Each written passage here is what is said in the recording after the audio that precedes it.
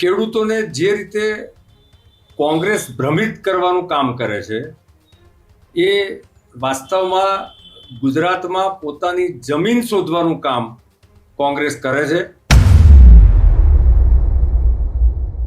ગુજરાતના મોટાભાગના ખેડૂતોએ આ આંદોલન સાથે પોતાની જાતને દૂર રાખી છે અને જોડાયા નથી।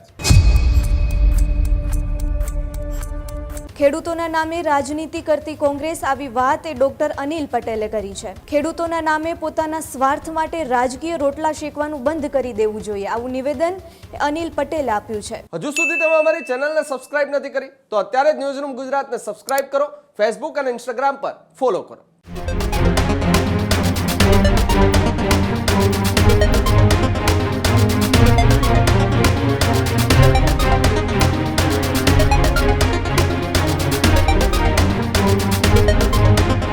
ત્યારબાદ અન્ય સમાચારમાં વિગતવાર વાત કરીએ તો ભાજપના મુખ્ય પ્રવક્તા ડોક્ટર અનિલ પટેલે કોંગ્રેસ પર આકરા પ્રહાર કર્યા છે।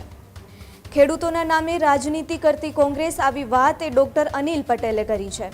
ભાજપના મુખ્ય પ્રવક્તા ડોક્ટર અનિલ પટેલે કોંગ્રેસ પર આકરા પ્રહાર કર્યા છે।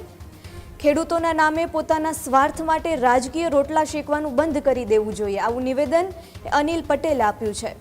સરકાર ખેડૂતોના પ્રશ્ન પ્રત્યે અત્યંત સંવેદનશીલ છે, આવી વાત ડોક્ટર અનિલ પટેલે કરી છે। સાથે એવું પણ જણાવ્યું છે કે મુખ્યમંત્રી ભૂપેન્દ્ર પટેલ કોઈ પણ સમસ્યાનું યોગ્ય અને સકારાત્મક સમાધાન લાવે છે। સરકારે ખેડૂતોની માંગણી કરતાં પણ વધારે સહાય આપી છે। કોંગ્રેસ માત્ર ખેડૂતોને ગેરમાર્ગે દોરવાનું અને ભ્રમિત કરવાનું કામ કરી રહી છે, આવા આકરા પ્રહાર એ ભાજપના મુખ્ય પ્રવક્તા ડોક્ટર અનિલ પટેલે કર્યા છે। સાથે એવું પણ જણાવ્યું છે કે ગઈકાલે રેલીથી મોટા ભાગના ખેડૂતો દૂર રહી અને કોંગ્રેસને સ્પષ્ટપણે જાકારો આપી દીધો છે, આવી વાત અનિલ પટેલે કરી છે। અને સાથે એવું પણ જણાવ્યું છે કે ખેડૂતોના નામે પોતાના સ્વાર્થ માટે રાજકીય રોટલા શેકવાનું કોંગ્રેસે બંધ કરી દેવું જોઈએ। ગઈકાલે જે રેલીનું આયોજન કરવામાં આવ્યું હતું તેમાં મોટા ભાગના ખેડૂતો દૂર રહી કોંગ્રેસને સ્પષ્ટપણે જાકારો આપી દીધો છે, આવા આકરા પ્રહાર એ ભાજપના મુખ્ય પ્રવક્તા ડોક્ટર અનિલ પટેલે કોંગ્રેસ પર કર્યા છે। જો કોંગ્રેસે ખેડૂતોના નામે ગુજરાતમાં રાજકીય રોટલા શેકવાનું બંધ કરવું જોઈએ અને ગઈકાલે જ આપણે જોયું કે હવે ખેડૂતો પણ એ કોંગ્રેસનો વિરોધ કરે છે।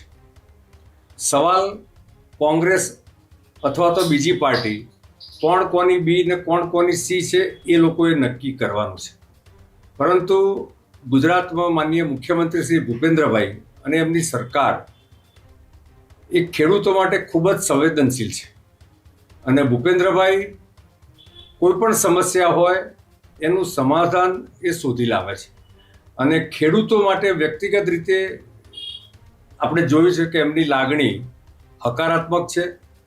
ભૂતકાળમાં પણ અનેક પેકેજીસ દ્વારા ખેડૂતોને એમની માગણી અને એમની લાગણી કરતાં પણ વધારે સહાય માનનીય મુખ્યમંત્રી શ્રી ભૂપેન્દ્રભાઈએ આપી છે।